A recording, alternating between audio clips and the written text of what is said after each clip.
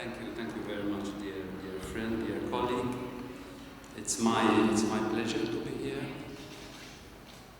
We discussed a lot of things. I must say that our relationship goes back at least 53 years, and that's just the diplomatic level. We found out, both of us, that the real relations between Malta and Serbia are stronger than the official relations. I was telling the minister that even recently I just discovered that there is a Serbian-Maltese dictionary.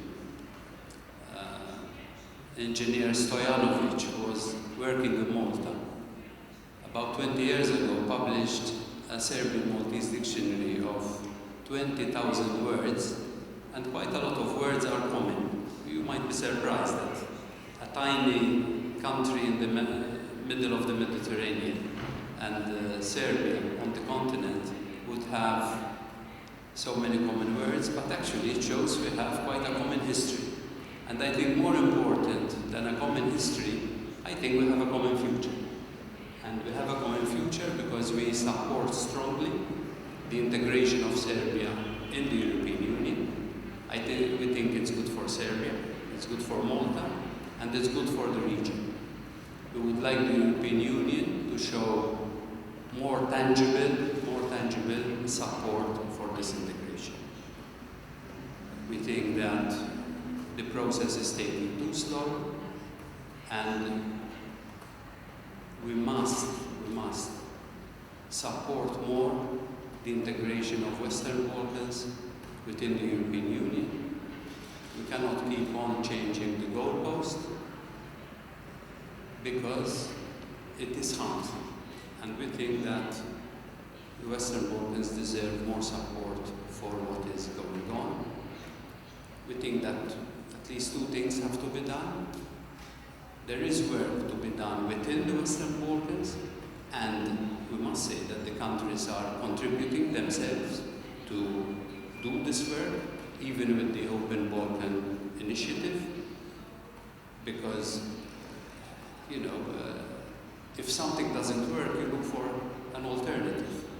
And the alternative is the Open Balkan Initiative, but that is only part of it, because there has to be real integration, not just partial integration. We also appeal for more political and economic cooperation among the Western Balkans, because that is good, that is the way forward. But then there must be support from the European Union, which must be more tangible financially, because if one were to check what the Western Balkans are going to get in the next 7 years, it is something like 500 euros per head. But if you see what other neighboring countries inside the European Union are getting, it's at least 11 times higher, 5,500 per head, which shows that if there isn't support, the gap between those inside and those outside will grow. And the biggest danger there is that the Euro enthusiasts, more Euro enthusiasts, will become Eurosceptic. And that is not good. That is not good for anybody. And people in the Western Balkans are feeling frustrated and disappointed that it's taking so long. Last 2 points I want to make is we discussed how it's important for the European Union not to forget Southern Europe, not to forget the Mediterranean, not to forget Africa. We know that there is a big focus on the South China Sea, Indo-Pacific, but you cannot think of far away and not think of your neighborhood, your immediate neighborhood, because it will be against your own interest to do that. We are worried that there isn't enough attention given to Southern Europe, to the Mediterranean, and to Africa. I know that there are studies that show that geologically the continents are actually moving apart about 4 centimeters a year, but geopolitically they might be moving apart faster, which is dangerous.